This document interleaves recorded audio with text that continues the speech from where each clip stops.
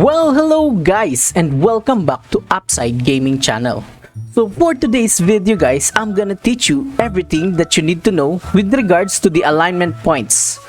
So I'm gonna tell you guys, how will you be able to increase your alignment points when you are already a chaotic player, and how will you prevent your character to be a chaotic player. So without further ado, let's begin. A few moments later. So at the top of our list guys is how will you be able to remove your death penalty. So when you are already a chaotic player guys, and your character died or get killed by another player, you will get a chaotic aura, and if we click here guys, we can see that all the equip effect of our armors, shoes and earrings are already removed. So if we go in our bag guys, and we tried removing for example this shoe, we unequip it. As you can see guys, nothing changed in our combat power since our shoes equip effect have already been removed. So our CP should be significantly higher, but because of the chaotic aura, it significantly decreased because the certain equipment's effects have been removed. So what are we gonna do to remove that? So we can either click here and click on move. And as you can see guys, we can remove it here at the Evermore with a cost of gold. So in order to remove the chaotic effects of our character, we will have to spend 105,000 just to remove it. And as you can see guys, our combat power has significantly increased because the effects of our equipment have been brought back. So next is how will we be able to increase the alignment points. So for example guys, I'm already a chaotic player and my current PK score is negative 750,000, which is the maximum chaotic alignment that you can get. So my character already killed a lot of players guys. That's why it already has negative 750,000 alignment points. But there are certain ways guys that we can increase our alignment score. First here guys is in the medals. So we click here on the shop and we click on medals, and then we will go to the honor medal. So we can see here guys that we have this letter of repentance, and it says here guys that it increases our alignment value by 10,000 and can be used up to 10 times per day. And this letter of repentance guys, we can buy it here on the medal shop of up to 10 times weekly. So we click here on max and we click on purchase. So now we've got the letter of repentance. And also guys, we have here another method in order to help us when we are already a chaotic player.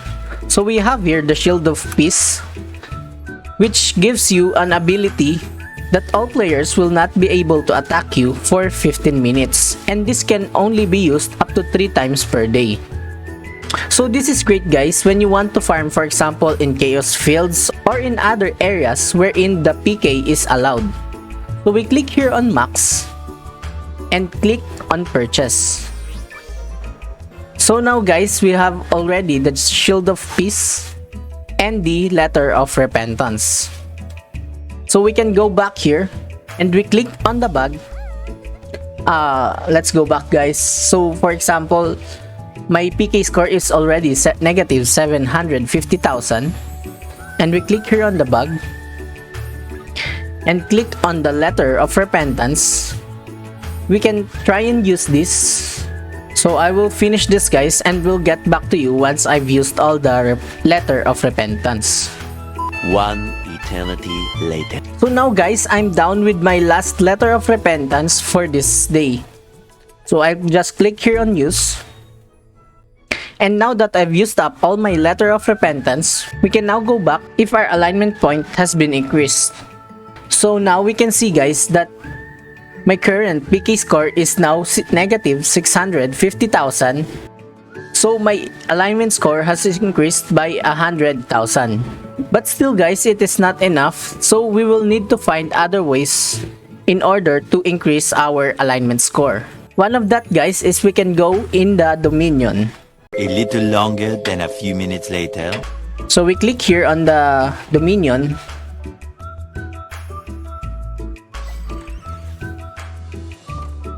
And if we go here guys in the shop, so in the general store manager, and we click here on the Lord's general store, we can ask our kingdom lord for them to buy letter of repentance. And also guys, they can also help us buy the shield of peace.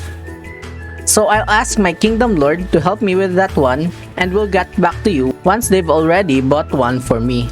Much later. So our kingdom lord has already bought a letter of repentance and the shield of peace for our character. And we go here on the auction house manager. We can see here that the letter of repentance and the shield of peace is now on bidding here in the auction house item. So we can enter here guys our bid.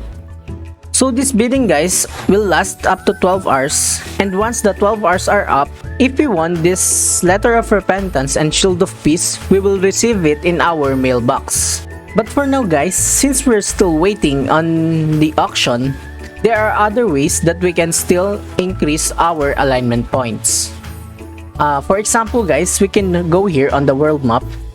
And for example, we can go here in the Serene Forest. So why Serene Forest guys? So Serene Forest is still a PK free zone, which means other players cannot kill you in this area. So we're now here guys near the monsters, and if you click here on my character, we can see that PK is still not allowed in this area. So once we get past here guys, so for example, we get here in the Allegra Plateau, which is on the next part of the map, this area is already PK allowed. So players can already kill you since you're already a chaotic player. So how would they know that you are already a chaotic player? So if you click here again guys, and we click on this bounty logo, we can see here guys that my character is already wanted because it has a pretty high chaotic score. So now guys, we will try attacking these monsters. So we can just need to click here guys, focus monsters, and we will have to remove the hostile mode. So we either click here on normal or peaceful guys. So as we can see here guys, killing monsters will increase our PK score. So that guys is the most important things that you need to know with regards to the alignment points. So if you like this video guys, be sure to give it a thumbs up, and please subscribe to my YouTube channel. And if you have any questions guys or other suggestions, you can write it down in the comment section below, and we will try to answer all of that. So once again, thank you guys and God bless.